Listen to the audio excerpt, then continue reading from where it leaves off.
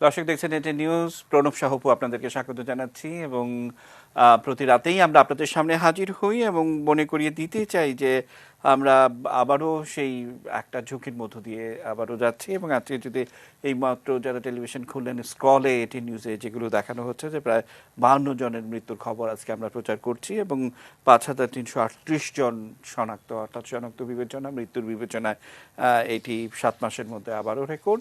এবং সবচেয়ে বড় কথা হচ্ছে যে এই সময়টিতে এক ধরনের অস্বস্তি যে আসলে কেউ কথা শুনতে চাইছে না, এটি কি দিক। আবার যারা যারা ভ্যাকসিন নিয়েছেন তারা বলছেন যে যেহেতু ভ্যাকসিন দেওয়া আছে তাদের কিছু হবে না। এরকম একটা স্বস্তি এবং অস্বস্তির মধ্য দিয়ে কিন্তু আমাদের একটু যেতে হচ্ছে। সব কিছু মিলে মানুষকে কথা যেন তারা মানেন, সেটির জন্য আমাদের নীতি নির্ধারকরা বারবার বলছেন। 18 দফা নির্দেশনাও দেওয়া হয়েছে, কিন্তু কার্যত মাঠের পরিস্থিতি কি আমরা একটু দেখব। আমরা একেবারে অপেক্ষাকৃত তরুণ যারা, তাদেরকে আজকে আমন্ত্রণ জানিয়েছি। আমাদের সঙ্গে জনপ্রশাসন প্রতিমন্ত্রী ফরহাদ যুক্ত হবেন। আমাদের সঙ্গে রয়েছেন অর্থনীতি এবং রাজনীতি বিশ্লেষক ডক্টর আশিকুর রহমান। আশিকুর, অনেকদিন পর আপনাকে পেয়েছি, স্বাগত জানাচ্ছি। আমাদের সঙ্গে রয়েছেন অধ্যাপক ডক্টর এম.এ. রৌফ সর্দার, তিনি সহসভাপতি স্বাধীনতা চিকিৎসক পরিষদের। আমাদের সঙ্গে ঢাকা মেডিকেল কলেজ হাসপাতালের চিকিৎসক ডাক্তার দীপঙ্কর ঘোষ রয়েছেন এবং ডাক্তার লেলিন চৌধুরী আমাদের সঙ্গে যুক্ত হবেন। আমরা আমার সহকর্মী শফিকুল হকের একটা প্রতিবেদন দেখব, যেমনটা বলছিলাম যে কথা শুনছে না বা কি করতে হবে সেটি যদি মানুষ না শোনে তাহলে তো এই ধরনের বিপর্যয় এড়ানো খুব কঠিন হয়ে দাঁড়াবে। আমরা একটু দেখে আলোচনা শুরু করব।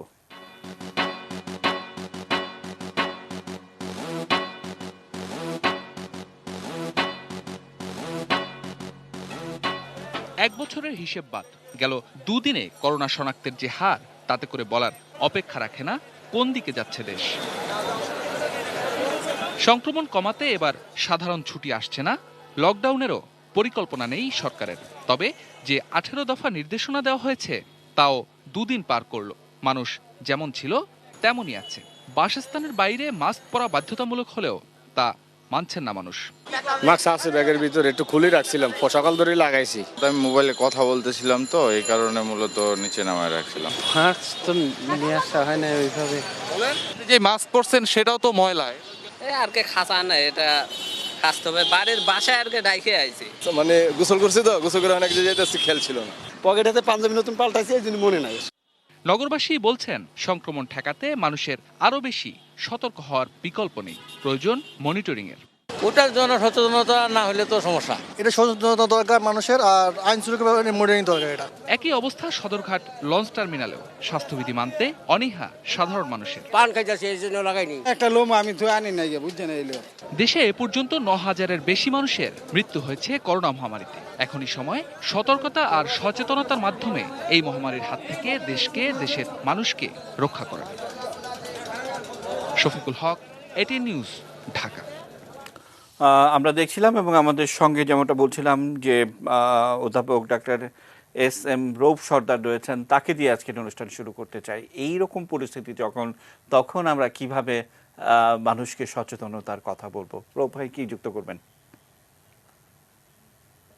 ধন্যবাদ এটি নিউজ যারা বিশেষ প্রণব দাদাকে। আর আমাদের যারা দেখছেন তাদেরকে শুভেচ্ছা জানাচ্ছি। আমরা দেখতে পাচ্ছি যে আজকে সর্বোচ্চ মৃত্যু 52 জন এবং 5,358 জন আক্রান্ত। এটা আমাদের রেকর্ড। অথচ আমরা মৃত্যুর হার 5-এ চলে আসছিলাম এবং আক্রান্ত 300-200 মতো চলে আসছে। এই এক মাস 1.5 মাসে আমাদের এই অবস্থা। আমরা তো ভাবছিলাম যে আমরা হয়তো করোনা মুক্ত হয়ে যাচ্ছি, ভ্যাকসিন পেয়ে গেছি। মাননীয় প্রধানমন্ত্রীর উদ্যোগে এবং বিশেষ করে ইন্ডিয়ান সিরাম ইনস্টিটিউটের তাদের বদলতে আমরা ভ্যাকসিন শুরু করেছিলাম। কিন্তু আজকে যে চিত্র, এটা ভয়ঙ্কর। এখন আমরা আমাদের অনেক কিছু আমরা মেজাজ আজকে 1 বছরের উপর হলো নিয়েছি, কিন্তু কোনোটাই মানুষকে সচেতন করার ব্যাপারে এটাতে আমরা কোন রকম ভাবে আমরা কোনো কিছুতেই আমরা সাকসেস হতে পারছি না। আমরা নিজেরা চিকিৎসক, আমার আমার আমার কয়েকটা সুনির্দিষ্ট প্রস্তাব যেটা আমি মনে করি যে আমাদের ঢাকা যেটা মানে hotspot, red spot, Dhaka, Narayanganj, Gazipur, Narsingdi, এই হচ্ছে চট্টগ্রাম, এই কয়েকটা জায়গাতে বেশি দেখা যাচ্ছে যে সংক্রমণ হার বেশি। তো আমাদের কি প্রশাসন, আমাদের প্রশাসন, আমাদের রাজনৈতিক শক্তি, আমাদের সচেতন লোক এবং বিশেষ করে এই আইন শৃঙ্খলা বাহিনী সবাই যদি আমরা এই উদ্যোগ নেই যে না, একটা জিনিস আমরা মাস্ক ব্যবহারটা এটাকে আমরা বাধ্য করব, কিন্তু এই ধরনের উদ্যোগ আমরা কিন্তু পাচ্ছি না। এইটা আমার আজকের সবচেয়ে বেশি আমি মনে করি জোর দেওয়া উচিত যে আমরা সবাই মাস্ক পরবো। আমি আজকে দেখলাম, আমি তো N95 পরি, তারপর সার্জিক্যাল মাস্ক পরি, হাতেই করি, যেহেতু আমরা বয়স আমাদের বেশি। কিন্তু আমি দেখি ট্যাক্সি চালক 80% লোক এখনো মাস্ক পরে না ঢাকা শহরে। তাহলে আমরা কি করে আমরা আমাদের এই সংক্রমণ, এই মহামারী যেটা মানে একটা ভয়ঙ্কর পরিস্থিতির দিকে নিয়ে যাচ্ছে জাতিকে, যে জাতি আজকে আমরা কিছু এই গত কয়েক মাস আগে আমরা আশা খুব গর্ব করে বলেছিলাম আমরা করোনা জয় করেছি, আমরা অর্থনীতিতে আমরা ভালো, সবকিছুতে আমাদের ভালো ছিল। কিন্তু এখন আমাদের যে অবস্থার পরিত্রাণ পেতে হলে আমার প্রস্তাব এই কয়েকটা রেড স্পটে সর্বাত্মক সমস্ত মানুষকে শুধু কথা বললে বা মাস্ক বিতরণ করলে হবে না, এতে খুব কঠোর হতে হবে। এবং আরেকটা জিনিস আমি যেটা বলি যে আমাদের সংক্রমণের সোর্স গুলি কোথায়, আমি মনে করি যে আমাদের হসপিটাল, চিকিৎসা কেন্দ্র, সুপার মার্কেট। আরেকটা নতুন সংযোজন হলো যে মানুষের অনুষ্ঠান, বিয়ের অনুষ্ঠান, বিভিন্ন ইলেকশন, অনেক কিছু হচ্ছে যেখানে আমরা আমাদের কোমলমতি ছাত্রছাত্রীদের আজকে 1.5 বছর আমরা তাদের জীবন থেকে নষ্ট করে হয়ে গেছে আর কি। আমাদের জাতীয় অনুষ্ঠানগুলি আমাদের মাননীয় প্রধানমন্ত্রী বাতিল করেছেন। এখন কি আমরা বিয়ের অনুষ্ঠানটা ওইভাবে ছোট্ট পিছিয়ে দিলে হয় না, করতে পারে না? এখন এটা বলে 18টা দফা দিয়ে কিচ্ছু লাভ হবে না, কোনো কিছুতে মানুষকে, এই জাতিকে করতে পারবে না। কেন পারবে না? আমি একটা উদাহরণ দেই। আপনারা কি দেখেছেন যে ফ্লোরিডাতে পাম বিচে কারফিউ দিয়েছিল, কারফিউর মধ্যে কারফিউ ভঙ্গ করে পুলিশের গাড়ির উপরে উঠে নাচানাচি করছে ওইসব লোক। ওই দেশের লোকরা ওই রকম, ওই জাতি যদি এরকম হতে পারে, আমাদের এই লোকগুলিকে তো কিরকম, তাদের তো অনেক মানে তারা মানুষ এইসব জিনিসকে তারা খুব একটা গুরুত্ব দেয় না। কাজে আমার মনে হয় যে ঢাকা, চট্টগ্রাম, নারায়ণগঞ্জ, যে বিষয়টি থাকে যে অর্থনৈতিক কর্মকাণ্ড প্রায়শই আমরা দেখেছি যে মাননীয় প্রধানমন্ত্রী শুরু থেকেই যে ধরনের বিষয়গুলো রেখেছিলেন সেগুলো কিন্তু সীমিত আকারে সবকিছুই কিন্তু চলেছে, আমরা অনেক ভালো করেছি। কিন্তু এখন যে ধারাবাহিকতায় আমরা থাকছি সেগুলো নিয়ে আমরা একটু অর্থনৈতিক কর্মকাণ্ডগুলো কি হওয়া উচিত আশা করি আপনার কাছ থেকে শুনবো। আমরা এই মুহূর্তে যুক্ত হচ্ছি, আমাদের সঙ্গে জনপ্রশাসন প্রতিমন্ত্রী ফরহাদ ভাই যুক্ত হচ্ছেন। ফরহাদ ভাই, 18টি দিক নির্দেশনা বা কথা বলা হয়েছে, আমরা আজকে খুঁটিয়ে খুঁটিয়ে সবগুলো পয়েন্ট আজকে পড়ার চেষ্টা করলাম এবং সেখানে আজকে এটি নিউজের পক্ষ থেকে দেখার চেষ্টা করলাম যে এইগুলো মানছেন কিনা, বা দেখলাম যে একেবারে সর্বোচ্চ সংখ্যক শনাক্ত, 52 জন মৃত্যু, কিন্তু কারোরই কোনো বোধোদয় আমরা দেখছি না, বরঞ্চ আরো সমান তালে সামাজিক অনুষ্ঠানগুলো চলছে, সমান তালে ভ্রমণ স্পটগুলো মানে সেগুলো চলছে।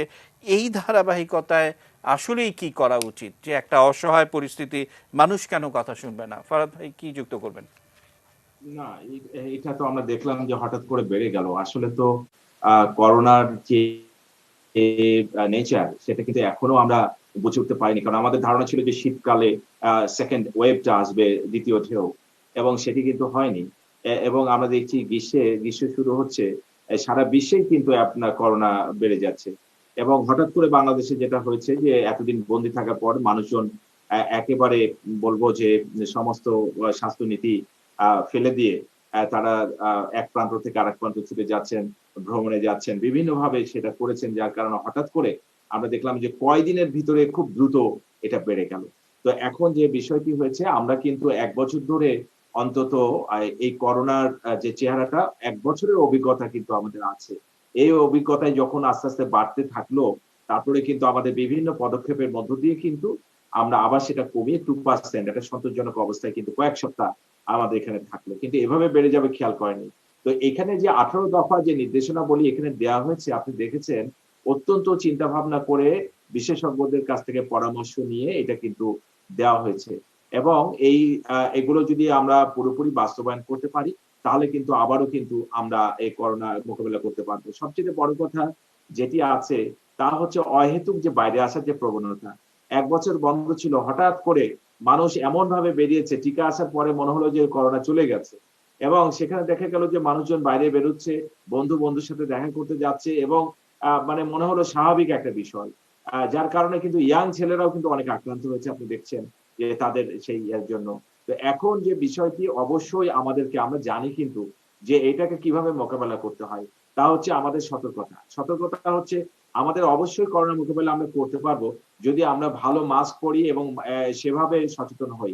আমরা বাইরে অহেতুক বা অপ্রয়োজনে বাইরে আসার প্রয়োজন নাই, সেটি মানুষকে মেইনটেইন করতে হবে। এবং মানুষকে মনে করতে হবে আপনি যখন বাইরে আসছেন, যে লোকটির সাথে ১ম এ আপনার দেখা হচ্ছে তার কিন্তু করোনা থাকতে পারে।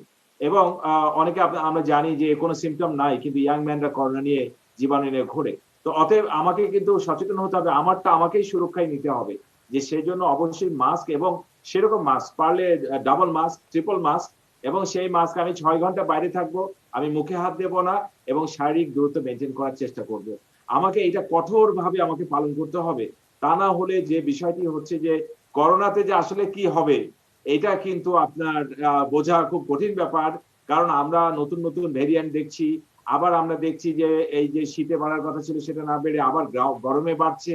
তো অতএব এটি আমরা এই যে করোনা জার্নি বা এই যে করোনা ভ্রমণে আমরা কোন অবস্থায় আছি সারা বিশ্ব, এটাও কিন্তু আমরা এখন বলতে পারি না। সেজন্য আমাদের কিন্তু একটা বিষয় ক্লিয়ার।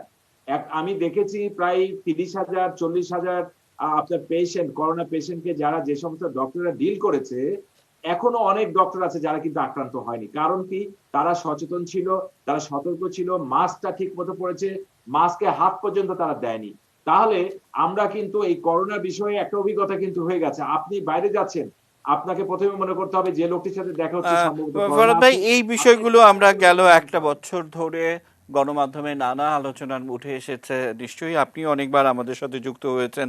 কিন্তু এখন যে বিষয়টি আমাদের সামনে এসছে, যে আমরা জানি যে আর কিছুদিন পর রোজা শুরু হবে এবং পহেলা বৈশাখ আমাদের খুব সন্নিকটে, এবং সামাজিক অনুষ্ঠানগুলো মনে হচ্ছে যে ১ বছরে যে সামাজিক, বিশেষ করে বিয়ের কথাই যদি ধরি, একটা বিয়ের জন্য ৪টা অনুষ্ঠান করতে হয়, এবং প্রত্যেকটার মধ্যে যে পরিমাণ লোক সমাগম, এগুলো আসলে মানে নিয়ন্ত্রণ করা যেমন কঠিন, আবার আমরা মানে বিশেষ করে বইমেলার চিত্রটি যদি দেখাই, আমার সহকর্মীরা যদি আপনার ভিডিও ফুটেজ দেখান, যে লোকজন খুব একটা নেই, কিন্তু মেলা চলছে, কিংবা এই মেলা থাকবে কি থাকবে না, এবং মেলাকে কেন্দ্র করে বিভিন্ন ধরনের দোকান, সেটাও আবার এক ধরনের স্বাস্থ্য ঝুঁকি তৈরি করছে। তাহলে কিন্তু আমাদের পরিস্থিতি একটু দিন দিন জটিলই হচ্ছে। যে নিয়ন্ত্রণের কথা যদি আবার বলছি, আবার সরকারের পক্ষ থেকে কোনো জোর করা হবে না, বা আমরা এর আগে গত বছর এপ্রিল মে মাসে দেখেছি যে পুলিশ কিছুটা বাধ্য করতে চাইলেও যে মাস্ক পরা, এবং আমরা দেখেছি যে বাকবিতণ্ডা এবং সংঘর্ষের মতো ঘটনাও কিন্তু ঘটেছে। মানে এক জটিল পরিস্থিতির মধ্য দিয়ে কিন্তু আমাদের যেতে হচ্ছে। সামগ্রিকভাবে এই চাপটি কিন্তু অর্থনীতির মধ্যেই আসবে। আমাদের সঙ্গে আশিকুর আছেন, আশিকুরের কাছ থেকে সেগুলো শুনবো। কিন্তু তারপর আপনার কি মনে হয় না যে আরেকটু প্রচারণা সরকারের পক্ষ থেকে বাড়ানো উচিত? ফরহাদ ভাই। জি, অবশ্যই। আমরা কিন্তু আহ এর ভিতরেই গত পরশুদিন আমরা এটা প্রজ্ঞাপনটা দিয়েছি। তারপরে কিন্তু আমরা দফায় দফায় আমাদের যেটা মাঠ পর্যায়ের যে প্রশাসন আছে তাদের সাথে কথা বলছি যে প্রত্যেকটা জায়গায় সতর্কতামূলক ব্যবস্থাগুলো যেগুলো আমরা ইতিমধ্যে আগে নিয়েছিলাম করোনা যখন বেশি ছিল, তো সেইগুলো যাতে করে আবারও পুনরাবৃত্তি এবং আমরা সব জায়গায় বলে দিয়েছি এবং সবসময়তেই আমরা যোগাযোগ রাখছি। আমাদের যথেষ্ট এইটা মোকাবেলা করার যে অভিজ্ঞতাগুলো আমরা এই ইতিমধ্যে হয়েছে ১ বছরে, তো সেটা আমরা আমরা কিন্তু সেইভাবেই আবারও সেভাবে বলে দিয়েছি এবং সতর্কতার সাথে আমরা খোঁজ নিচ্ছি কোথায় কি ব্যবস্থা আছে এবং সেভাবেই কিন্তু আমরা করছি। আমরা আশা করি যে আমাদের যে তথ্য অধিদপ্তর আছে সেখান থেকে মাইকিং এর ব্যবস্থা, তারপরে আমাদের জেলা প্রশাসন থেকে এবং উপজেলা প্রশাসন থেকে মাইকিং এর ব্যবস্থা এবং এই সামাজিক বিভিন্ন সংগঠন, রাজনৈতিক সংগঠন নেতৃবৃন্দের সাথে আলাপ এবং আলোচনার মধ্য দিয়ে যাতে করে সকল শ্রেণী স্টেক হোল্ডার যারা আছে, মসজিদের ইমাম সাহেব থেকে শুরু করে এবং এই যে বাস মালিক সমিতি, শ্রমিক যারা আছেন এদের সাথে কথা বলে প্রত্যেকটা জায়গায় যাতে করে স্বাস্থ্যবিধি মানে, কারণ এমন ভাবে বেড়ে যাচ্ছে আপনি দেখেন আজকে আরো বেশি, গতকালকে চাইতে আজকে বেশি। যদি এইভাবে চলতে থাকে তাহলে তো আপনার সবকিছু মিলে আনম্যানেজেবল হবে। তো সেক্ষেত্রে আমাদের এখনই উচিত যে হঠাৎ করে যেহেতু বেড়ে গেল আমাদের, হঠাৎ করে আমাদের সেভাবে শক্ত অবস্থানে বিশেষ করে মানে নিয়ম কানুন মেনে চলার ক্ষেত্রে প্রত্যেকটা ব্যক্তিকে খুবই সচেতন হতে হবে, এটার কোনো বিকল্প নাই। সরকারের পক্ষ থেকে একটা কঠিন প্রশ্ন আপনাকে করতে চাই, মানে সেটি হচ্ছে যে আমরা দেখছি যে আপনার এই 18 দফা নির্দেশনার মধ্যে একটি জায়গায় রয়েছেন যে সকল প্রাথমিক মাদ্রাসা, মাধ্যমিক, উচ্চ মাধ্যমিক শিক্ষা প্রতিষ্ঠান, বিশ্ববিদ্যালয়, কোচিং সেন্টার বন্ধ থাকবে। সব কথা ঠিক আছে, কিন্তু মাদ্রাসা মানে যেভাবে আমরা দেখছি যে বাংলাদেশের আইন কানুন মানে বলে মনে হয় না, এটি একটি দিক। আবার সাম্প্রতিক সময়ে ব্রাহ্মণবাড়িয়াতে যে ধরনের তাণ্ডব দেখলাম, শুধুমাত্র সেখানে মাদ্রাসাগুলো খোলা ছিল বলে এত ভয়াবহতা পেয়েছে। আপনি কি বলবেন? জি, আসলে ওই যে কওমি মাদ্রাসাকে বিশেষ কিছু তাদের পরীক্ষা এবং কিছু বিশেষ ভাবে তাদেরকে কিছুটা ছাড় দেওয়া ছিল। তো এখন যেটা যে পরিস্থিতি এমন হয়েছে আমাদের করোনাকে মোকাবেলা করার জন্যই আসলে, কারণ আপনি দেখছেন যে ৫,৩০০ প্রায় ৮৪ জন মতো মনে হয় আজকে আক্রান্ত এবং ৫২ জন আজকে মৃত্যু, আজকে এই ৭ মাসের মধ্যে সর্বোচ্চ যেটি হয়েছে। এবং গত আপনার ৩০শে জুনে সর্বোচ্চ ছিল ৬৪ এবং এটা কিন্তু ক্রমান্বয়ে বেড়ে যাচ্ছে, আতঙ্কের বিষয়। তো সেক্ষেত্রে শিক্ষামন্ত্রী ইতিমধ্যে সম্ভবত বলেছেন যে সমস্ত শিক্ষা প্রতিষ্ঠানই, সেটা মাদ্রাসাগুলো, সব ধরনের মাদ্রাসাই এখানে ইনক্লুড, যে সেখানে কিন্তু আপনার শিক্ষা কার্যক্রম আপাতত স্থগিত থাকবে। আমরা এটা তো এই যে প্রজ্ঞাপনটা দিয়েছি ২ সপ্তাহের জন্য, পরবর্তীতে ২ সপ্তাহ শেষ হওয়ার আগে আবারও জানানো হবে। কিন্তু আমরা যেটা করেছি যে এটা এই স্কুলের মানে শিক্ষার কার্যক্রমগুলো বন্ধ থাকবে, তবে গণপরীক্ষা যে বিষয়টি স্বাস্থ্যবিধি অনুযায়ী সেটা করবে। পরীক্ষার যে বিষয় পরীক্ষা যেটা আছে, যেটা বিসিএস পরীক্ষা বা এই যে মেডিকেল ভর্তি পরীক্ষা, তো সেটি আপনার স্বাস্থ্যবিধি মেনে তাকে করতে হবে। কিন্তু আপনার সমস্ত ধরনের শিক্ষা প্রতিষ্ঠানগুলো কিন্তু এখন আপাতত পরবর্তী নির্দেশনা না দেওয়া পর্যন্ত বন্ধ থাকবে। সেটি মাদ্রাসাগুলো যে জন্য এই নির্দেশনা প্রযোজ্য। জি, ফরহাদ ভাই আপনি থাকবেন আমাদের সঙ্গে, আরো একবার আপনার কাছে আসতে চাই। আমাদের সঙ্গে অর্থনীতিবিদ এবং আমরা প্রায়শই নানা বিষয় নিয়ে কথা বলি, আশিকুর রয়েছেন। আশিকুর, একটা বিষয় যে মুনতাসির মামুন স্যার তার একটা লেখায় তিনি বলেছিলেন যে জাতির পিতা বঙ্গবন্ধু শেখ মুজিবুর রহমান একটা অনিচ্ছুক জাতিকে স্বাধীন করেছিলেন, মানে এরকম একটি বিষয়। আমরা এই করোনার সময়ে আমরা দেখেছি যে মাননীয় প্রধানমন্ত্রী যেভাবে অর্থনীতিকে সচল রেখেছেন এবং যেভাবে পণ্য সরবরাহ স্বাভাবিক রেখেছেন, যেভাবে ব্যাংকগুলোকে অর্থ, নগদ টাকা লেনদেন এবং মানুষের পাশে খাদ্যশস্য থেকে করে সমস্ত কিছু, এই মাস্কের কথা তো আছেই, কিন্তু তারপরও মানুষের মধ্যে কোথায় একটা অনীহা, কোথায় একটা ডেসপারেট ভাব এবং কোথায় একটা যে যা কিছু হোক, মানে আমরা হয়তো কোনো কিছুরই তোয়াক্কা করি না। সবকিছু মিলে নিশ্চয়ই আপনার অনেক কিছু যোগ করা রয়েছে। আশিকুর। না, থ্যাংক ইউ। মাঝখানে আমি একটু ডিট্যাচ ছিলাম, নেটওয়ার্ক প্রবলেম, তাই হয়তো শোনা, but I got the gist of your question. দেখেন, করোনাটা তো 1 বছর ধরে এসেছে এবং তার কারণে আমাদের কিছু অভিজ্ঞতা হয়েছে, আমরা অনেক কিছু এটার ব্যাপারে জানতে পেরেছি, আবার অনেক কিছুই এখনো আননোন।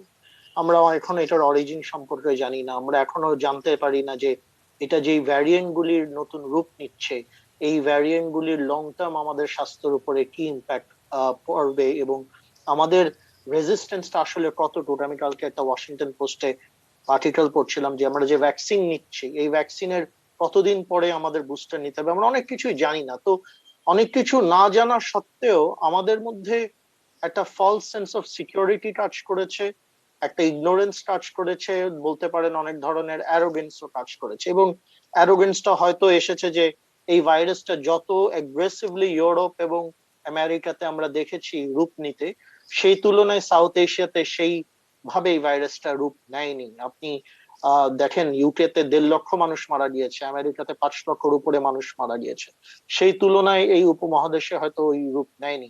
বাট ওর জন্য হয়তো আমাদের মধ্যে একটা ফলস সেন্স অফ সিকিউরিটি এসেছে এবং তার কারণে আমরা যেটা মনে করেছি, যেটা পিছনের বক্তারাও আগের বক্তারাও বলেছেন, যে একদিকে আমাদের একটা ফলস সেন্স অফ সিকিউরিটি, আরেকদিকে আমরা যেটা এই 1 বছরও ডিভাইড করতে পারিনি সেটা হচ্ছে what is priority and what is not priority. আপনার অর্থনীতি বলেন, স্বাস্থ্য খাত বলেন, এই ডিভিশনটা আমরা আমাদের ব্যক্তি জীবনে আনতে পারিনি, যে আমাদের যেটা প্রায়োরিটি সেটা আমরা করব, অবশ্যই স্বাস্থ্য নিরাপত্তা নিয়ে আমরা সেই কাজগুলি করব, কিন্তু হোয়াট ইজ নট প্রায়োরিটি আমরা দেখা যাচ্ছে সেগুলিও কাজও আমরা করছি। আমি স্বাস্থ্যমন্ত্রী সাহেবের বক্তব্য শুনছিলাম, তিনি বলছেন যে এই 2 মাসে 20 লক্ষর মানুষ কক্সবাজার গিয়েছে এবং কক্সবাজারে গিয়ে তারা দেখছে, সরকার দেখছে বা যে এই যে এখন যে থার্ড ওয়েভটা চলছে তার বেশিরভাগই কক্সবাজার একটা সোর্স অফ দ্যাট ইনফেকশন। তো আমরা আসলে তাহলে কোথায় দাঁড়িয়ে আছি? আমরা দাঁড়িয়ে আছি যে আমরা আসলে এখনো অ্যাজ পিপল, অ্যাজ সিটিজেন্স আমরা এখনো বুঝতে পারছি না যে আমরা একটা মহামারী, বিশ্ব একটা মহামারীর ভিতর দিয়ে যাচ্ছে এবং আমাদের প্রায়োরিটি কি এটা আমরা এখনো বুঝতে পারছি না। এবং দুঃখজনক ভাবে এটা অনেকটা রাজনীতির মধ্যেও আমরা কিছু রিফ্লেকশন পাচ্ছি। দেখেন আমরা যে ভ্যাকসিনটা এনেছি, হ্যাঁ, no vaccine is foolproof, কেউ বলবে না ভ্যাকসিন ফুল প্রুফ, বাট আপনি দেখেন ইউকে তে 3 মাস আগে জানুয়ারিতে ডেইলি 1000-এর উপরে মানুষ মারা যাচ্ছিল, আমেরিকাতে 5000-এর উপরে মারা যাচ্ছিল। একটা অ্যাগ্রেসিভ ভ্যাকসিন ক্যাম্পেইন আসার পরে ব্রিটেনের মৃত্যুর হার 1012 থেকে আজকে কমে 70-এ নেমে এসেছে এবং আমেরিকাতে 5000 থেকে 1000-এ নেমে এসেছে। হ্যাঁ, vaccine is not full proof, কিন্তু ভ্যাকসিন আপনাকে কিছু ক্ষমতা দিচ্ছে। কিন্তু আমাদের দেশে আপনি দেখেন ভ্যাকসিনের বিরুদ্ধেও একটা প্রোপাগান্ডা হয়েছে, ভ্যাকসিনটাকে মানুষ যেন না নেয় তা নিয়ে অনেক রাজনীতি হয়েছে এবং ভ্যাকসিনের প্রতিও একটা মানুষের একটা আর্টিফিশিয়াল অনীহা সৃষ্টি করা হয়েছে। তো এইগুলি আপনার যখন হয় তখন আপনি আসলে জীবন এবং জীবিকার মধ্যে ভারসাম্য কিভাবে তৈরি করবেন? এখন আমি একটু আগে স্বাস্থ্যমন্ত্রীর বিবৃতি শুনছিলাম যে যেই হারে করোনা বাড়ছে, আমাদের স্বাস্থ্য সেক্টরের ক্যাপাসিটি এবং তার স্ট্রাকচারাল ইন্টিগ্রিটি এই হারে বাড়তে থাকলে চ্যালেঞ্জের মুখে পড়ে যাবে। তাহলে এখন আমরা কিভাবে এই জীবন জীবিকার মধ্যে ভারসাম্য তৈরি করবো? এটা কি শুধু একটা সরকার বা প্রতিষ্ঠান করতে পারবে? এখানে কি নাগরিকের কোনো দায়িত্ব নেই? আমি মনে করি সরকারের জায়গা থেকে আপনার এই কথা সূত্র ধরে যে নাগরিকের কি তাহলে কোনো দায়িত্ব নেই, আমি ঠিক এই প্রশ্নটাই ফরাদ ভাইয়ের কাছে যেতে চাই। ফরাদ ভাই, আমি জানি যে আপনাকে বেশিক্ষণ পাবো না, কিন্তু সেই জন্য আশিকুরের এই প্রশ্নটি একেবারে আমারও প্রশ্ন। অর্থাৎ আমরা যে ধারাবাহিকতায় ব্রাহ্মণবাড়িয়াতে যে দৃশ্যগুলো দেখলাম, যে রাজনীতির মধ্যে আশিকুর বলছিল যে রাজনীতিতে এর একটা প্রভাব, কিংবা ডাক্তার জাফরুল্লাহ যে ভাষায় এই ভ্যাকসিন নিয়ে সমালোচনা করছিলেন, আমরা প্রায়শই এটিএন নিউজের সেই সমস্ত ফুটেজগুলো আমরা রেখে দিয়েছি খুব যত্ন করে। বাংলাদেশের মানুষকে বলতে চাই যে এরা যখনই সুযোগ সন্ধানী তারাই এই কথাগুলো বলার চেষ্টা করে। নিশ্চয়ই আপনার মনে আছে যে এই ধারাবাহিকতা, তাহলে কি নাগরিকদের কোনো দায়িত্ব নেই? মানে সব কিছু সরকার করে দিবে, আবার পানের থেকে চুনটি খসলে সরকার খারাপ, সরকার এটা করলো কেন, ইত্যাদি ইত্যাদি। নাগরিকরা তাহলে কি করছে? তাহলে কি আমরা ব্যর্থ হচ্ছি যে আমাদের এই সিভিল সোসাইটি বলতে যেটি থাকছে সেগুলো সেই পলিটিক্যাল সিভিল সোসাইটির মতো কেউ চেনে না, তারা নাগরিক সমাজ? ব্যাপারটা কি এরকম? দেখুন, যেটি আমরা শুনলাম যে আমাদের স্বাস্থ্যমন্ত্রী কিছুক্ষণ আগে একটা বিবৃতি দিয়েছেন, যে তিনি বলেছেন যে গত 20 দিনে আপনার ওখানে প্রায় 20 লক্ষ বা 25 লক্ষ লোক যারা গিয়েছেন তারা আক্রান্ত হয়েছেন কক্সবাজার এবং বিভিন্ন জায়গায়। তার আগেও কিন্তু আপনি নিশ্চয়ই দেখেছেন যে মাননীয় প্রধানমন্ত্রী কিন্তু ভ্যাকসিন যখন আমরা 7ই ফেব্রুয়ারিতে দেওয়া শুরু হলো দেশব্যাপী, তখনই কিন্তু তিনি বলেছেন ভ্যাকসিনে নেবেন, কিন্তু সকলেই কিন্তু সচেতন থাকবেন। করোনা মনে করবেন না যে করোনা চলে গেছে। করোনা কিন্তু মানে যতক্ষণ পৃথিবীতে আছে সেটা সবসময় ঝুঁকির মধ্যেই থাকবে, কারণ যে কোনো মুহূর্তে বেড়ে যেতে পারে। তো উনি কিন্তু সবসময় বলছিলেন যে সবাই যেন মনে করে না যে আপনার একেবারে আমরা সেরে উঠেছি বা এরকম কিছু। তো উনি কিন্তু বারবার সতর্ক করছিলেন। তো এখন যে বিষয়টি হলো, আমরা কিন্তু আরেকটি অভিজ্ঞতা আমাদের আসলো। মাত্র 2%, কয়েক সপ্তাহ 2% থাকা মানে কিন্তু আপনার করোনা পুরোপুরি একটা দেশে কন্ট্রোলে আছে। সেই অবস্থায় সন্তোষজনক অবস্থায় আমরা ছিলাম। কিন্তু একই সাথে একই মাসের ভিতরে বলতে পারি আমরা এই মার্চেই আমরা দেখলাম এর উত্থানটা। তাহলে যে বিষয়টা হচ্ছে যে আমাদের কিন্তু এখন অভিজ্ঞতা যে বিষয়টা, মানুষ কিন্তু এখন ওই অভিজ্ঞতাগুলো দেখছে যে আমরা কিন্তু এবার এই যে সেকেন্ড ওয়েভে আমরা আশা করি যে মানুষকে আরো বেশি বোঝাতে পারবো।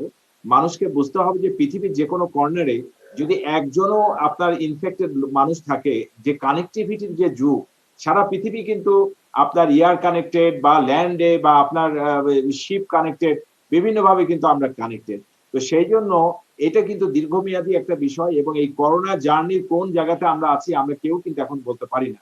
সেই জন্য আমি মনে করি যে এই দ্বিতীয় ওয়েভে আমাদের সকলকেই সেভাবে কিন্তু মানুষকে সচেতন করতে হবে। কারণ আমি যে কথাটি আপনাকে বলছিলাম প্রণবদা, যে আসলে 30,000 থেকে 40,000 পেশেন্ট ডিল করেছে যে ডক্টররা, তারা আমাকে বলেছে অনেকে আছে তারা কিন্তু এখন পর্যন্ত আক্রান্ত হয়নি। কেন আক্রান্ত হয়নি? তারা 6 ঘন্টা মাস্ক পরেছে, মাস্কে হাতও দেয়নি তারা, এবং তারা কিন্তু এর ভিতর পানিও খায়নি, খাবারও খায়নি। আমরা তো রোজা থাকি, সামনে রমজান মাস আসছে, 10 ঘন্টা 12 ঘন্টা রোজা থাকি, পানি খাই না, আমরা খাবার খাই না। তো আমরা যদি মাস্কটা পরে যখন আমি বাইরে যাব, অপ্রয়োজনে বাইরে যাওয়ার দরকার নাই। আর বাইরে যখনই যাব তখনই আমাকে ভালো মতো ভালো মাস্ক পরতে হবে, যাতে আমার প্রোটেকশনের জন্য। ব্যাস এইটুকু করলেই কিন্তু আমাদের হয়ে যায়। তো সেই বিষয়টা যাতে করে আমরা এই দ্বিতীয় ওয়েভে প্রত্যেকটা মানুষের জন্য, এই জার্নি কতদিন লাগবে, 2 বছর 3 বছর না কোন জায়গাটায়, এটা কিন্তু এখনো সার্টেন না। যার কারণে আমাদের কিন্তু পার্মানেন্ট ব্যবস্থায় হচ্ছে আমাদের মাস্ক এবং শারীরিক দূরত্ব, এবং সবসময় সচেতন থাকতে হবে। মনে করতে হবে সামনে যার সাথে আমার দেখা হচ্ছে তার সম্ভবত করোনা আছে, এটা ধরে নিতে হবে। এবং মনে করতে হবে করোনা জীবাণুর সাথে আমার সাক্ষাৎ হতে পারে, কিন্তু আমাকে মাস্ক পরতে হবে, শারীরিক দূরত্ব, হাত ধোয়া, এবং আমার অহেতুক অপ্রয়োজনে বাইরে আসার কোনো প্রয়োজন নাই। সে বিষয়টি আমাদের ফরহাদ ভাই, আরেকটা ছোট্ট জিনিস আপনার কাছ থেকে জানবো, যে আমরা গেল বছর যে মানে একেবারে শুরুতেই, অর্থাৎ মার্চ এপ্রিল মে মাস পর্যন্ত যে ধরনের মানুষের অসততা, একেবারে নৈতিকতাহীনতা, একেবারে কাকে বলে, যে কোভিড টেস্ট থেকে শুরু করে সরকার কিন্তু খোলা মন নিয়ে যারা পরীক্ষা করবে তাদের সেটি সরকার নিজে করে দিতে চাইলো, মাস্ক ভালো মাস্ক আনতে দিতে চাইলো, কিন্তু যেভাবে বড় বড় প্রতারকগুলোকে আমরা কিন্তু সে সময় দেখেছিলাম, এবং সেটি একটি বড় অভিজ্ঞতা, এবং সেগুলো কিন্তু এবার হচ্ছে না। এবার শুধু হচ্ছে মানুষের কাছে বার্তাটি পৌঁছে দেয়া, একেবারে রেডিও থেকে শুরু করে সমস্ত জায়গায়, আর তাদেরকে একটু উপলব্ধি, অর্থাৎ নাগরিক সচেতন যদি তারা না হন, আমি আপনি যত কথা বলি, আমি আশিকুর যতই কথা বলি, আমি দীপঙ্কর যতই কথা বলি, তারা কিন্তু এগুলো মানে কানেই তুলছে না। এই যে কানে না তোলা, মানে এটা কি বাধ্য করার পর্যায়ে মানে নিয়ে যাওয়াটা কি চূড়ান্ত ভাবনায় ভাবতে হবে বা ভাবা উচিত? ফরহাদ ভাই। জি, আসলে আপনি যেটা বলছিলেন যে আমাদের অভিজ্ঞতাগুলো অনেকগুলো হয়েছে, সেই অভিজ্ঞতাগুলোতে যে নেগেটিভ অনেকগুলো আপনি যে বিষয়গুলো বললেন, এটা নিয়ে মানে এটা অপচেষ্টা বা আপনার ব্যবসা করা বা এটা মানুষের সাথে প্রতারণা করা, বিষয়গুলো অবশ্যই ঘটবে না। আমরা কিন্তু সরকারের পক্ষ থেকে আপনি দেখেছেন অত্যন্ত সতর্ক, মাননীয় প্রধানমন্ত্রী এই ভ্যাকসিন কিন্তু আপনার এর কাছে দেয়নি, বেসরকারি কোনো প্রতিষ্ঠানকে দেয়নি, যাতে করে এটা নিয়ে কেউ প্রশ্ন না তোলে। এবং অনেকগুলো বিষয় যেটা গতবার হয়েছে আপনার টেস্টের বিষয়, সেগুলো কিন্তু আর রিপিট হবে না। ইতিমধ্যে কিন্তু আমাদের ক্যাপাসিটি যে বিল্ডিং এর ব্যাপারটা, সেটা কিন্তু অনেক বেড়ে গেছে। একটা আরটিপিসিআর মেশিন থেকে এখন কত, এটা আমাদের তারপরে আমাদের ওই যে জেনোম ইয়ার যে মেশিন গুলো আছে আপনার ইয়েতে টিউবারকিউলোসিস হসপিটাল গুলোতে, সেই মেশিন গুলো আমরা 45 মিনিটসে কিন্তু আমরা এখন টেস্ট করতে পারছি, যেটা প্রতি শহরে। এবং আমাদের কিন্তু ওই যে অক্সিজেন প্ল্যান্ট গুলো বিভিন্ন হসপিটাল, যেরকম আমার মেহেরপুর জেনারেল হাসপাতালে অক্সিজেন প্ল্যান্ট কিন্তু হয়ে গেছে, এবং সেখানে কিন্তু আমরা পেশেন্ট আর ঢাকায় পাঠাতে হবে না। যদি কোনো সিরিয়াস পেশেন্ট থাকে, আমরা অন্তত বেশ অনেকজন পেশেন্টকে কিন্তু ওখানে আমরা চিকিৎসা দিতে পারবো। হাই ফ্লো অক্সিজেন যেটা সাপ্লাই, সেটা ওখানে নিশ্চিত হয়েছে। তো অনেকগুলো ক্যাপাসিটি বিল্ড আপ করেছে, আমাদের অভিজ্ঞতা হয়েছে, আগামী দিনে কেউ প্রতারণা করতে পারবে না, এটা নিশ্চিত। আর এক্ষেত্রে আমাদের যেটা বিষয় আপনাকে আবারও বলবো, সকলকেই আমাদের সম্মিলিতভাবে সরকারি, বেসরকারি, আধা সরকারি, স্বায়ত্তশাসিত সব প্রতিষ্ঠানকে এগিয়ে আসতে হবে এবং মানুষকে দায়িত্বশীল ভূমিকা পালন করতে হবে। এক্ষেত্রে অদায়িত্বশীল কাণ্ডজ্ঞানহীন কথা বলে করোনাকে দুর্বলতা ভেবে আবার এই যে স্বাধীনতার আপনার যে সুবর্ণ জয়ন্তী উদযাপনকে দুর্বলতা ভেবে, হ্যাঁ সরকারের এই যে সুন্দরভাবে পরিচালনা, দেশ যে উন্নয়নশীল রাষ্ট্র হিসেবে স্বীকৃতি পেল, এই যে এগুলোকে মনে করে পাল্টা যে অনেকগুলো অপচেষ্টা, সেই অপচেষ্টাগুলো কিন্তু মানুষ বুঝতে পারছে। মাননীয় প্রধানমন্ত্রী নিরন্তর চেষ্টা করছে, সরকার নিরন্তর চেষ্টা করছে মানুষকে ভালো রাখার জন্য। কোভিডে সারা বিশ্ব বাংলাদেশকে স্যালুট করে যে এটাকে অর্থনীতিও আমরা ধরে রেখেছি, আবার কোভিডকে মোকাবেলা করতে পেরেছি। আমাদের যে দক্ষতা সব জায়গা থেকে আমরা প্রশংসিত হয়েছি। শুধুমাত্র বিরোধী দল সবসময়ই এটাকে সেটা মানে অপপ্রচার বা সেটাকে কিভাবে ডোবানো যায়, কিভাবে এটাকে আঘাত করা যায় সেভাবে। তো এই বিষয়গুলো কিন্তু মানুষ অনেক সচেতন হয়েছে। এটা ডিজিটালাইজেশনের যুগ, মানুষ ভালো মন্দ উপলব্ধির যে বিষয়টি সেই জায়গায় আমরা আসতে পেরেছি। তো অতএব আমি আশা করি যে সরকার অত্যন্ত সুন্দরভাবে এই দ্বিতীয় ঢেউ মোকাবেলা করবে। তবে সকলকে, যারা সচেতন নাগরিক, দেশপ্রেমিক, যারা স্বাধীনতার চেতনায় উদ্বুদ্ধ, সকলকেই সরকার আহ্বান জানায় যে আসুন আমরা মানুষকে বাঁচাবো, মানুষকে যাতে সুরক্ষায় রাখতে পারি, সেই জন্য জনসচেতনতা আমাদের তৈরি করতে হবে। অসংখ্য ধন্যবাদ ফরহাদ ভাই আপনাকে। আমরা মানে জনসচেতনতা আমরা কিভাবে করব, কত বেশি মানুষের কাছে এই প্রকৃত বার্তাটি দিতে পারি যে কোনো গুজব নয়, কোনো অতিরিক্ত আত্মবিশ্বাস নয়, আমরা যেন এই ধৈর্যের সঙ্গে এই পরিস্থিতি মোকাবেলা করতে পারি।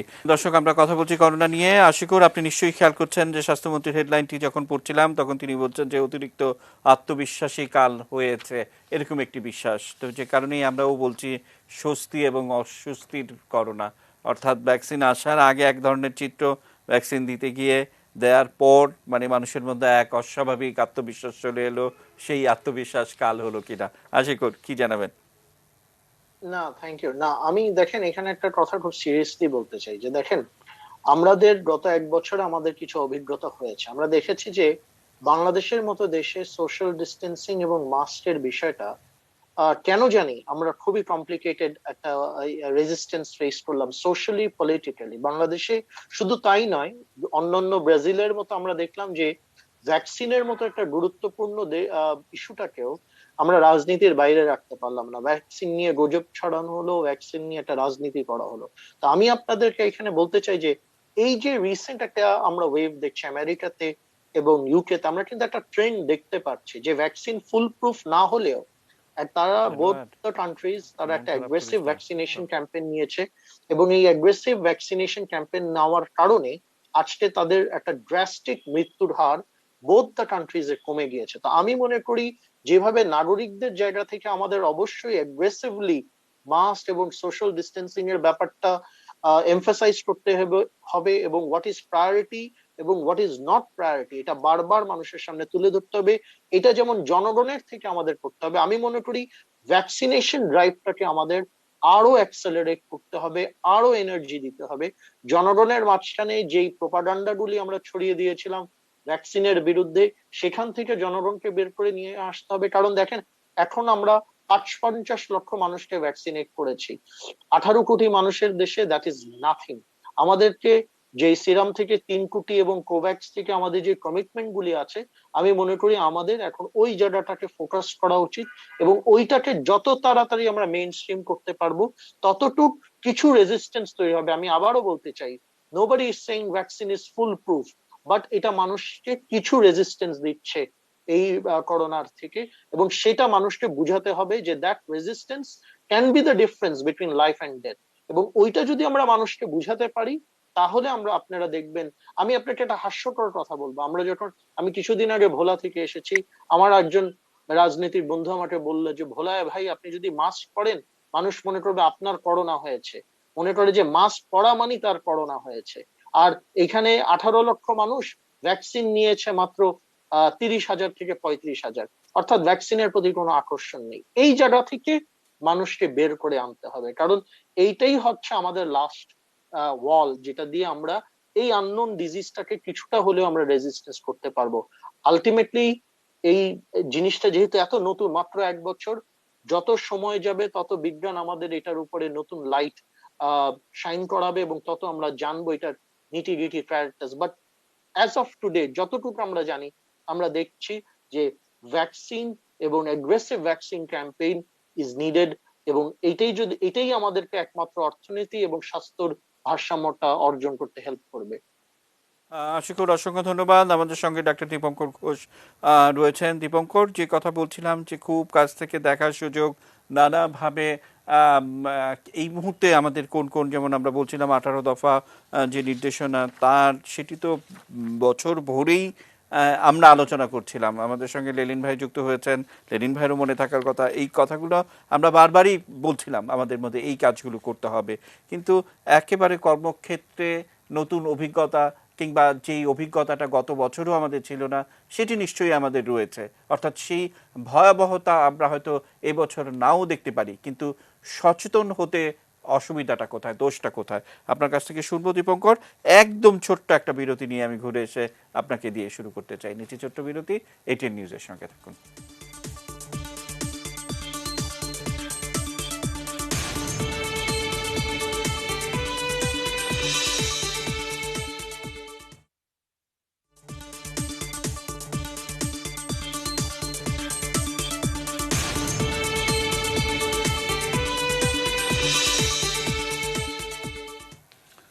দর্শক দেখছেন এটিএন নিউজ। বিরতির পর আবার আমন্ত্রণ জানাচ্ছি। দীপঙ্কর ঘোষ, আপনাকে এই প্রশ্ন আগেই রাখা ছিল। যে কথা বলছিলাম যে গেল বছরের মতো যে ধরনের একটা অস্বস্তিকর অভিজ্ঞতার মধ্য দিয়ে আমাদের যেতে হয়েছিল, আশা করি এই বছরটি যেতে হবে না। তবে মানুষ কথা শুনছে না, ডাক্তার হিসেবে, চিকিৎসক হিসেবে আর কি বললে কথা শোনানো যায়? দীপঙ্কর।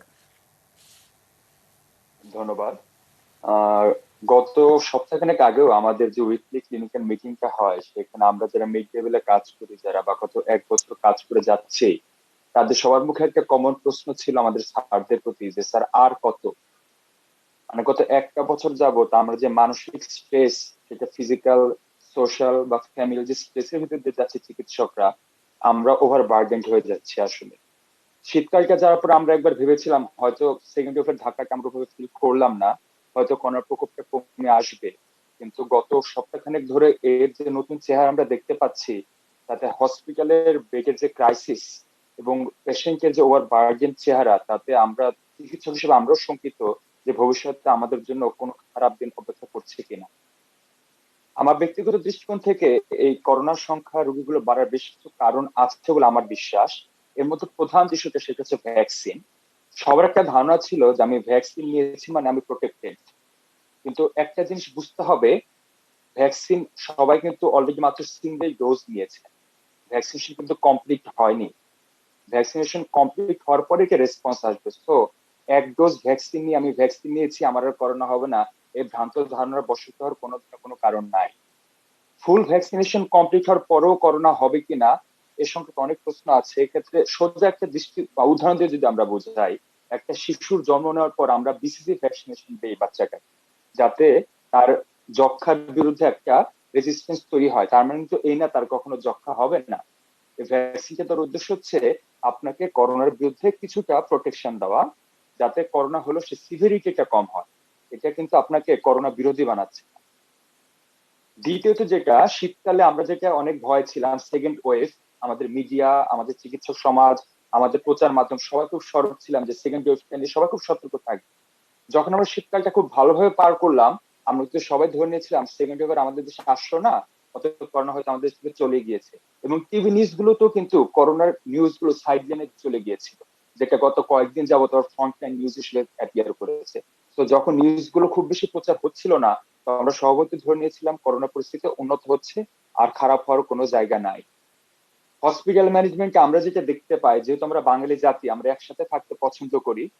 গত বছর করোনার শুরুতে যে চিত্রটা ছিল, যে করোনা রোগী আসলে আমরা সবাই সরে যেতাম, ফ্যামিলির আপন মানুষজন গুলো করোনাকে পজিটিভ হলে তাকে দূরে সরিয়ে রাখতো। এখন যে চেহারাটা চেঞ্জ হয়েছে, করোনা হলে তাকে অ্যাটেন্ড করার জন্য অনেক লোক একসাথে হসপিটালে আসছেন। এটা বুঝতে হবে, একজন করোনা রোগীর সাথে যারা হসপিটালে আসছেন বা তার রোগীর সাথে যারা থাকছেন, তারা কিন্তু করোনা এক্সপোজড। তারা যখন রোগীটা থেকে বাসায় যাচ্ছেন, তারা যদি জিনিসটাকে হালকা করে নেন, তাহলে তাদের ক্ষেত্রেও, তাদের থেকেও, তার ফ্যামিলিতে এবং সেখান থেকে কনসিকুয়েন্টলি তার সমাজেও সেই করোনাটা ছড়িয়ে যাওয়ার একটা সম্ভাবনা থেকে যায়। আমাদের অনেক রোগীর ক্ষেত্রে যাদের ট্রাভেল হিস্ট্রি আছে, অনেকের ক্ষেত্রে ট্রাভেল হিস্ট্রিতে তাদের গ্রুপ ট্রাভেল বা সোশ্যাল যে প্রোগ্রাম গুলো হচ্ছে, এমন হিস্ট্রি আমরা পাই যেখানে সেই সোশ্যাল প্রোগ্রাম গুলোতে হয়তো তারা এক্সপোজ হয়েছিলেন, যার ফলস্বরূপ তারা 14 দিনের মধ্যে করোনা পজিটিভ দেখা দিচ্ছেন। তো এই যে ব্যাপারগুলো, এর ছাড়া এই যে আমাদের রিসেন্টলি বই মেলা শুরু হয়েছে, সব মিলিয়ে যে ব্যাপারগুলো আলোচনা আমার দৃষ্টিভঙ্গিতে, এই প্রত্যেকটা ইস্যুই আমাদের মাঝে করোনার ব্যাপারে যে উদাসীনতা বলি বা ওভার, আমাদের মাননীয় স্বাস্থ্যমন্ত্রী যে আজকে বলেছেন যে অতিরিক্ত আত্মবিশ্বাস, প্রত্যেকটা ঘটনা আমাদের মনে অতিরিক্ত আত্মবিশ্বাস জন্ম দেওয়ার জন্য দায়ী। তো এই আত্মবিশ্বাস থেকে বেরোতে না পারলে শুধু চিকিৎসক হিসেবে আমরা চিকিৎসা দিয়ে করোনা বার্ডেনকে কমিয়ে ফেলতে পারবো এমন ভরসা করার কোনো জায়গা নাই। কারণ এটা একটা সামাজিক ব্যাধি হিসেবে ধরতে হবে। সমাজের সবাই যদি এতে অংশগ্রহণ না করেন, শুধু চিকিৎসক হিসেবে আক্রান্ত রোগীকে চিকিৎসা দিয়ে সমাজের বাকিদেরকে প্রোটেকশন দেওয়া আমাদের পক্ষে সম্ভব। অসংখ্য ধন্যবাদ। বহুবার বলেছি, তারপরও আবারও শুনতে চাই ডাক্তার লেলিন চৌধুরী, আপনার কাছ থেকে একটু শুনবো যে একেবারে যারা এই মুহূর্তে টেলিভিশন খুললো, মানে এই মুহূর্তে আমাদের কি করা উচিত, মানে একেবারে নাগরিক, যেমনটা আমাদের জনপ্রশাসন মন্ত্রী বলছিলেন যে আসলে যদি নাগরিক সমাজ কথা না শোনে বা ঘরের যিনি কর্তা ব্যক্তিটি আছেন তিনি কথা না শোনেন, তাহলে মানে এই সমস্যা তো আমরা বের হতে পারবো না এখান থেকে। নিশ্চয়ই অনেক কিছু বলার আছে। লেলিন ভাই।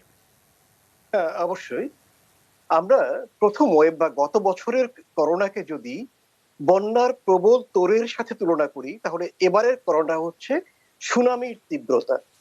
মানুষ কি করবে? আচ্ছা, মানুষ কিভাবে আচরণ করে, কাজ করে, তার মস্তিষ্কে যে বার্তাটি, যে জ্ঞানটি পৌঁছে দেওয়া হয় এবং সেই জ্ঞানকে যখন দৃষ্টিভঙ্গিতে রূপান্তরিত হয়, সেই অনুযায়ী কিন্তু মানুষ আচরণ করে।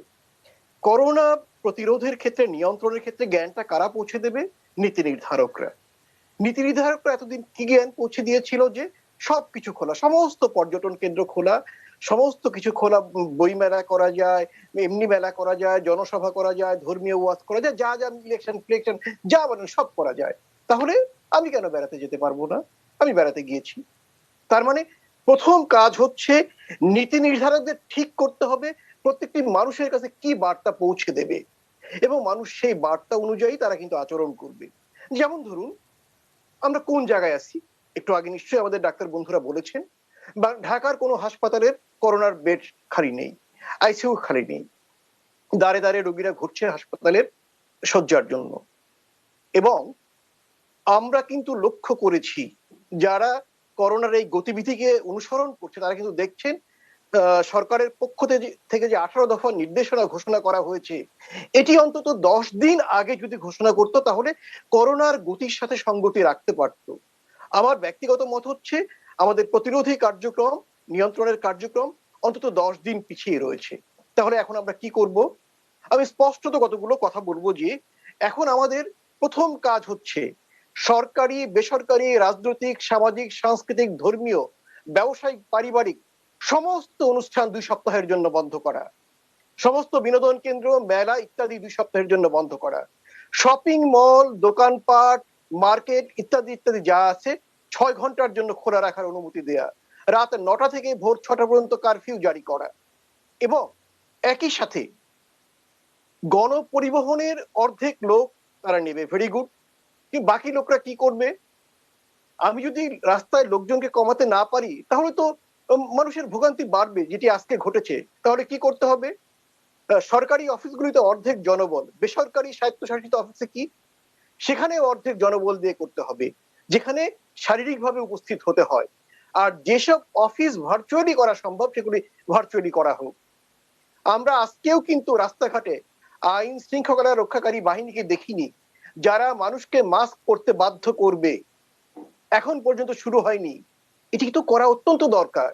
দেখুন, 18 দফা নির্দেশনার ক্ষেত্রে নিরুৎসাহিত করা হবে, সীমিত করা হবে, এই জাতীয় অস্পষ্ট, অস্বচ্ছ, দোদুল্যমান শব্দ ব্যবহার করে মানুষের মনে কিন্তু দোদুল্যমানতার বার্তাই পৌঁছে দেয়া হয়। আমি মনে করছি আমরা আজকে যে পর্যায়ে রয়েছি, করোনা সংক্রমণের হট হটস্পট যেগুলো, সেগুলোকে রেড জোন ঘোষণা করে এলাকা ভিত্তিক লকডাউন দেওয়ার সময় এসছে। এবং শুধু তাই নয়, আমাদেরকে আইন শৃঙ্খলা রক্ষাকারী বাহিনীকে পথে নামাতে হবে।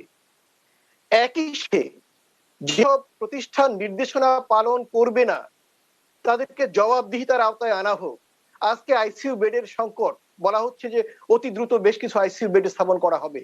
আচ্ছা আমাকে বলুন তো, কমাস যাবৎ ঢাকার কেন্দ্রীয় ঔষধাগারে কম বেশি 200 আইসিইউ বেড এবং কম বেশি 200 ভেন্টিলেটর পড়ে আছে, সেগুলো কেন স্থাপন করা হয়নি? এতদিন কেন আমাদের ডাক্তারদেরকে প্রশিক্ষণ দেওয়া হয়নি? আপনি জানেন কি, আমাদের সবারই জানা উচিত যে চিকিৎসা ব্যবস্থা কিন্তু ভেঙে পড়ার মুখোমুখি। গতকাল ঢাকা মেডিকেল কলেজে 27 জন ডাক্তারের কোভিড-19 পরীক্ষা করা হয়েছে, আজকে রিপোর্ট এসেছে, তার মধ্যে 15 জন পজিটিভ। এরা সবাই কিন্তু প্রশিক্ষিত ডাক্তার, প্রত্যেকটা হাসপাতালে কিন্তু এটা হচ্ছে। তার মানে প্রশিক্ষিত জনবল যদি এভাবে কোভিড আক্রান্ত হয়ে যায়, হাসপাতাল কে চালাবে? এবং আরেকটা ব্যাপার খুব ইম্পর্টেন্ট, যেটি আমাদের নীতি নির্ধারকদের মনে থাকে না, সেটি হলো পুরো যুদ্ধটায় সমস্ত চাপ গিয়েছে চিকিৎসক এবং স্বাস্থ্যকর্মীদের উপর দিয়ে, অথচ তাদের যে প্রণোদনা দেওয়ার কথা, তাদের কি হয়েছে? তার বদলে তারা তিরস্কৃত হয়েছে। এবং এই 1 বছরের ক্লান্ত যুদ্ধদের নতুন করে অনুপ্রাণিত করার জন্য কি করেছে মন্ত্রণালয় অথবা সরকার, সেটাও কিন্তু ব্যাপার। একটি ব্যাপার মনে রাখতে হবে, যুদ্ধের সময় যদি মূল শক্তিকে আপনি চাঙ্গা উদ্যমী করতে না পারেন, যত বক্তৃতাই দেন সব কথার কথা হয়ে যাবে। এবং আরেকটা ব্যাপার সেটাও মনে রাখতে হবে, যখন কর্মসূচি সফল হয়, কোভিড নিয়ন্ত্রণ হয়, তখন তার সফলতার দাবিদার আপনারা, আর যখন ব্যর্থ হয় সেই ব্যর্থতার ভাগিদার ডাক্তার এবং জনগণ। এটি কিন্তু হয় না। সফলতা যার, ব্যর্থতাও তার যাবে। আর যদি সফলতাকে জনগণের সাথে ডাক্তারদের সাথে ভাগ করেন, তাহলে ব্যর্থতাও জনগণ এবং ডাক্তাররা ভাগ করে নেবে। এই কারণেই বলবো, মানুষকে সঠিক বার্তা দেন। যতবার এই দেশের মানুষকে সঠিক বার্তা দেয়া হয়েছে, ততবার কিন্তু মানুষ সঠিকভাবে সাড়া দিয়েছে। ধন্যবাদ আপনি লেলিন ভাই, অসংখ্য ধন্যবাদ যে সঠিক বার্তাটি সঠিক জায়গায় পৌঁছতে হবে। আপনার হেলথ অ্যান্ড হোপ হাসপাতাল যেই জায়গাটিতে অসংখ্য মসজিদ সেখানে রয়েছে, শুক্রবার দিন, এবং আপনি নিজেও সেটা খেয়াল করবেন, এই শুক্রবারেও দেখবেন যে ঠিক নামাজের আগে আগে এক ধরনের বয়ান প্রচারিত হয় মসজিদগুলো থেকে। যারা শুক্রবার বাসায় থাকেন তারা সেগুলো অনেকটাই খুব উচ্চ স্বরে মাইকে শুনতে পারেন।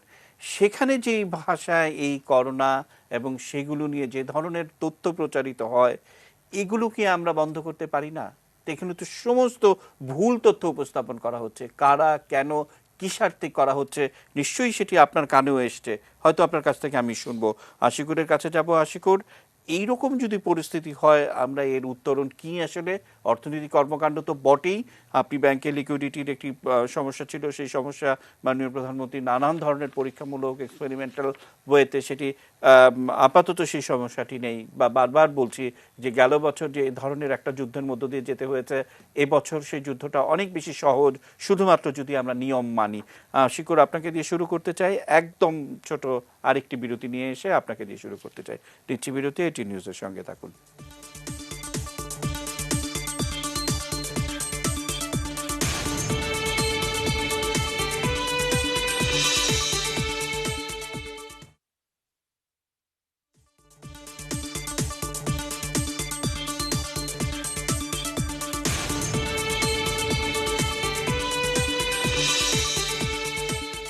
দর্শক, বিরতির পর আবার আমন্ত্রণ জানাচ্ছি। আশিকুর, আপনার কাছে বিরতির আগে প্রশ্ন রাখাই ছিল যে আমরা এই পরিস্থিতি থেকে দ্রুত বের হতে চাই, এখন অন্য কোনো বিকল্প আমাদের সামনে নেই সচেতনতা ছাড়া। সবকিছু মিলে আমাদের নীতি নির্ধারকরা ভাবছেন, প্রতিনিয়তই তারা আমাদের সঙ্গে যোগাযোগ রাখছেন, এবং এর মধ্যে আবার কিছু রাজনীতিও ঢুকেছে, সেটিও নিশ্চয়ই আপনারা অজানা নয়।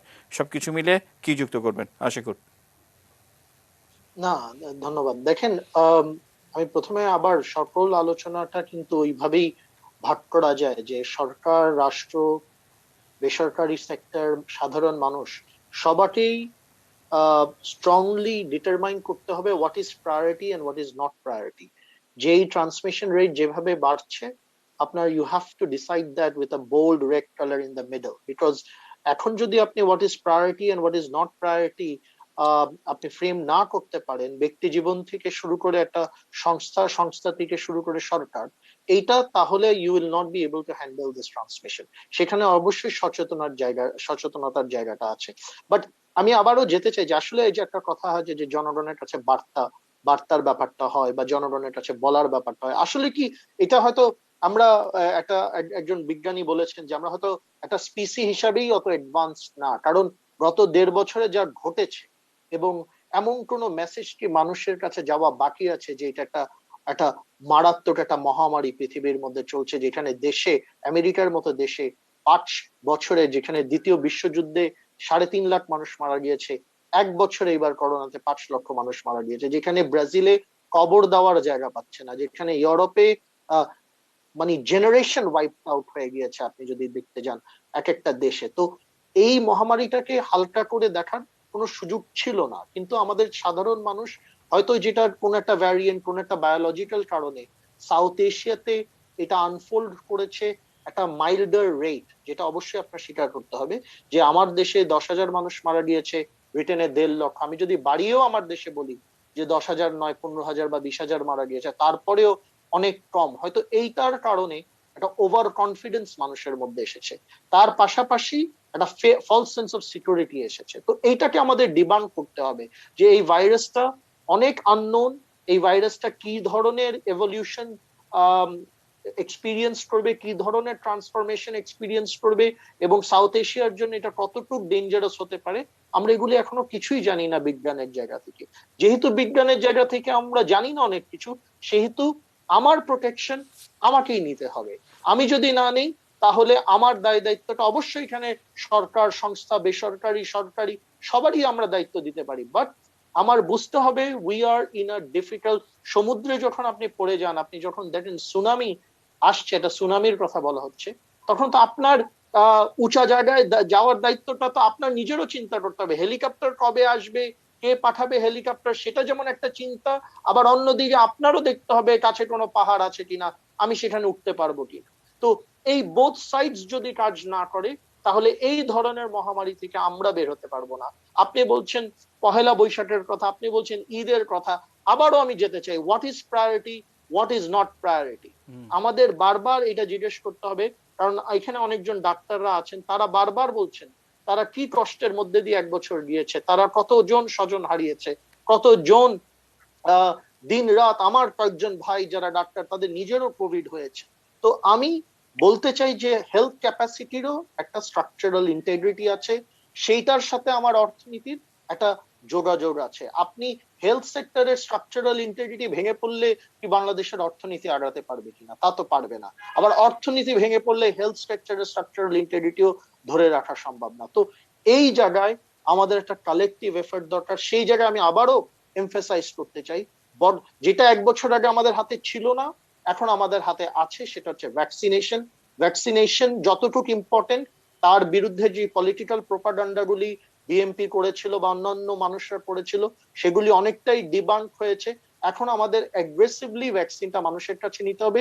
সেই জায়গায় ভ্যাকসিন নেওয়ার প্রক্রিয়াকে অনেক সহজ করার সুযোগ আমি মনে করি এখনো সুযোগ আছে। এটা এখনো একটু বলতে হয় যে it is too techno dependent, এটা এখনো অনেক আইটির উপরে ডিপেন্ডেন্ট। বাংলাদেশের সাধারণ মানুষ হয়তো এখনো সেই দক্ষতাটা তাদের নেই যে তারা এই অ্যাপ থেকে নিজেকে রেজিস্টার করে ভ্যাকসিনের কাছে যাবে। আমি মনে করি এটাকে সহজ করার এখনো অনেক সুযোগ আছে। আমি মনে করি এই জায়গায় সরকার এবং যারা যারা দায়িত্বশীল ব্যক্তিত্ব বা যাদের রেসপন্সিবিলিটি এটা, তাদেরকে এই জায়গাটা দেখতে হবে। অসংখ্য ধন্যবাদ। আসবো দীপঙ্কর, আপনি কিছু যুক্ত করবেন কিনা? আমি না হলে লেলিন চৌধুরী এবং আব্দুর রব সর্দারের কাছে যাব। এখানে যুক্তর মধ্যে একটাই, আমাদের যেহেতু এখন টেস্টিং ফ্যাসিলিটি বেড়েছে, আমাদের কেস ডিটেকশন হচ্ছে, খুব দুঃখজনক হলে মৃত্যু হারও বেড়ে যাচ্ছে। এই সময়টাতে যারা হসপিটালাইজ হচ্ছেন, তাদের সাথে যারা কেয়ার গিভার হিসেবে থাকেন, তাদেরকে একটু সতর্ক হতে হবে, তারা যেন বাসায় ফিরে তাদের সেফটি এনশিওর করেন। দ্বিতীয়ত যারা আমাদের সমাজে যারা আছেন, আমি আগেও বারবার প্রোগ্রাম বলেছি, চলাফেরার ব্যাপারে একটু যদি আমরা সতর্ক হই এবং অপ্রয়োজনীয় ঘোরাফেরাটাকে যদি আমরা নিয়ন্ত্রণে নিয়ে আসি, তাহলে মনে হয় সংক্রমণ থেকে আমরা অনেকাংশে নিজেদের পরিবারকে, আমাদের সমাজকে আমরা দূরে রাখতে পারবো। অসংখ্য ধন্যবাদ লেলিন ভাই। বিশেষ করে আশিকুর বলছিলেন যে কোনটা প্রায়োরিটি নয়, এটা অনেক বড় একটা ফ্যাক্টর। এখন আমাদের এখানে তো অনেকেই রয়েছেন যে কিসের করোনা কিসের কি, প্রতিদিনই এই ধরনের কথা শুনতে হয় আমাদেরকে। আপনার কাছে আসবো, সময় একটু বেশি দিতে চাই। আমি একদম ছোট বিরতি নিয়ে ঘুরে এসে আপনাকে দিয়ে শুরু করতে চাই। নিচ্ছি শেষ বিরতি, এটি নিউজের সঙ্গে থাকুন।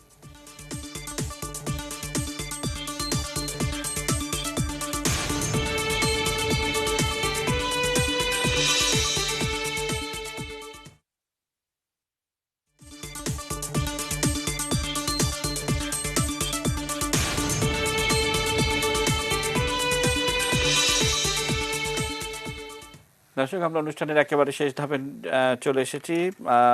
আশিকুর, আপনাকে দিয়ে অনুষ্ঠান শেষ করব, আপনি ভাবতে থাকুন শেষে কি বলবেন। ডক্টর লেলিন চৌধুরী কি যুক্ত করবেন? আচ্ছা, প্রথম কথা হচ্ছে ভ্যাকসিন নিয়ে পরিষ্কার কিছু কথা বলা উচিত। ভ্যাকসিন কি করে? এটি প্রথমত যে মৃত্যুর মতো ঘটনাকে থামিয়ে দেয়, দ্বিতীয়ত হাসপাতালে ভর্তির ঘটনাকে একদম কমিয়ে দেয়, কিন্তু ভ্যাকসিন নেয়ার পরেও অনেকেরই করোনা হতে পারে। এই তিনটি সহজ কথা মানুষকে আমরা কি সত্যিকার অর্থেই জনগণের সহজ বোধ্য ভাষায়, আমি ইংরেজি অথবা প্রমিত বাংলায় বলছি না, যে ভাষাটা মানুষ বুঝবে, আমরা কি জানিয়েছি? এটা একটা ব্যাপার। কারণ এটি জানানোর জন্য আমরা পত্রিকাতে বিবৃতি দেই, টেলিভিশনে টক শোতে বলি, কিন্তু এদেশের কত ভাগ মানুষ টক শো দেখে, পত্রিকা পড়ে, এটি আমার চেয়ে আপনি ভালো জানেন, সেই কাজটি হয়নি। এই কারণে কিন্তু ভ্যাকসিনের ক্ষেত্রে পরবর্তীকালে একটি অনীহা এসছে। একটি বিষয় মনে রাখা দরকার, বাংলাদেশ পৃথিবীর সেই দেশগুলোর একটি যেখানে ভ্যাকসিন দেওয়ার আগে 84% মানুষ ভ্যাকসিন নেয়ার পক্ষে মত দিয়েছিল। সেখানে কেন ভ্যাকসিনের এটা কমে আসলো? এটি নিবন্ধনের জটিলতার জন্য। ডক্টর আশিকুর রহমান যথার্থই বলেছেন, নিবন্ধনের জটিলতা কি? অনলাইনে নিবন্ধন করতে এদেশের মানুষ অভ্যস্ত না। কিছু শিক্ষিত তরুণ এবং টেকনো ফ্রেন্ড যারা, তারা এটা করতে পারে, অধিকাংশ মানুষ করতে পারে না। যে কারণেই যে ভ্যাকসিনটা একসময় দিনে 2,27,000-এ উঠে গিয়েছিল, সেটা কিন্তু এখন 55,000-এ নেমে এসছে। এই বিষয়টি নীতি নির্ধারকরা বুঝতে ভুল করছে। দ্বিতীয়ত, আমি শুরুতে একটি কথা বলেছিলাম, করোনাকে থামাতে হলে, তার সংক্রমণের গতিকে থামাতে হলে সামনে গিয়ে ব্যারিকেডটা দাঁড় করাতে হবে, পেছন থেকে দৌড়ালে হবে না। সেই ব্যারিকেড দাঁড় করাতে গিয়ে কিন্তু আমরা বারবার ট্রেনটা মিস করি। দেখুন, এই দেশেই কিন্তু স্বাস্থ্য অধিদপ্তর, জি, আমরা শেষ করব লেলিন ভাই। আবারও মানে বলছি যে আমরা একেবারে শেষ ধাপে চলে এসেছি। রূপ সর্দার নিশ্চয়ই আপনার যোগ করার আছে। রূপ সর্দার, একেবারে সমাপনী, শেষ করবো আমরা অনুষ্ঠান। জি, আপনি আনমিউট করে কথা বলবেন। যে ব্রাহ্মণবাড়িয়ার কথা বলছিলেন, যে দেখে আপনারা হয়তো নিউজে দেখেছেন যে আফগানিস্তানে 3টা মেয়ে যারা টিকা ভ্যাকসিন দিচ্ছিল তাদেরকে গুলি করে মেরে ফেলা হয়েছে। তো ব্রাহ্মণবাড়িয়া তো ওই অবস্থা, ওই ওই ওই এলাকাতে ওই দীর্ঘদিন যাবতী ব্রাহ্মণবাড়িয়া এলাকাটা ওই রকমই। অথচ আমরা যদি আমাদের এই হিস্ট্রিতে দেখি যে সাংস্কৃতিক দিক দিয়ে সবচেয়ে উন্নত এবং সমৃদ্ধ জায়গা ছিল একসময় ব্রাহ্মণবাড়িয়া, আর আজকে ব্রাহ্মণবাড়িয়ার চেহারাটা ওই রকম। এখন আমি যেটা বলতে চাচ্ছি আজকের টপিক, যে বিষয় সম্বন্ধে, ইমিডিয়েটলি আমাদের গত মার্চে যেরকম ভাবে আমরা আমাদের সেনাবাহিনী, পুলিশ, বিডিআর, প্রশাসনের লোক, আমরা চিকিৎসক, রাজনৈতিক কর্মী, বিশেষ করে রাজনৈতিক কর্মী, তাদেরকে ইমিডিয়েটলি আমাদের এই দুটো জিনিস, একটা হলো মাস্ক পরা আর একটা হলো ভ্যাকসিনেশনের জন্য মোটিভেট করে করা। এই দুটো জিনিস দিয়ে আমরা এটাকে প্রতিরোধ করতে পারবো। এই ব্যাপারে এই 18 দফা বা অনুরোধ জানিয়ে কোনো লাভ হবে না। আমি জানি কিছু মানুষ, আমরা জানি, আমি আমার ফ্যামিলিতে আমি কক্সবাজার যাওয়ার জন্য গতকাল টিকিট ছিল, এদের টিকিট করা ছিল। আমি এটাকে বন্ধ করতে যে আমার কত মেকানিজম করতে হয়েছে আমার ছেলেকে বুঝাইতে, আমার ছেলের আমার নাতিকে বুঝাতে, এবং সেটা বন্ধ করতে পারছি অন্য অনেক টেকনিক করে।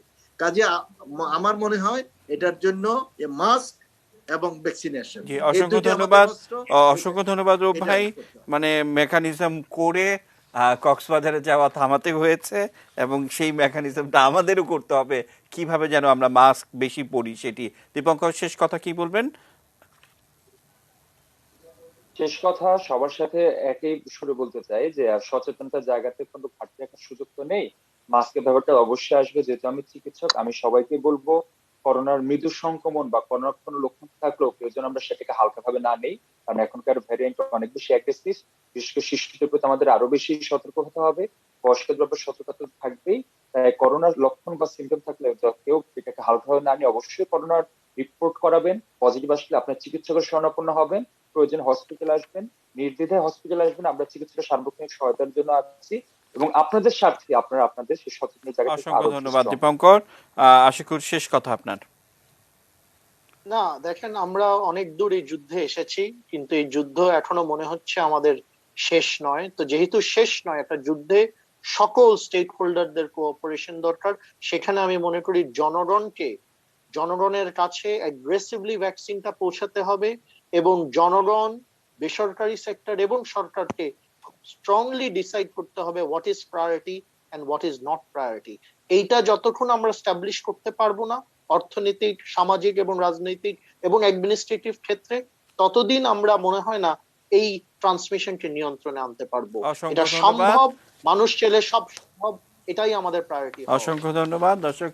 রাত 1:10 এই অনুষ্ঠানটি পূর্ণ প্রচারিত হয়। দেখার আমন্ত্রণ জানিয়ে শেষ করতে চাই। শুভরাত্রি।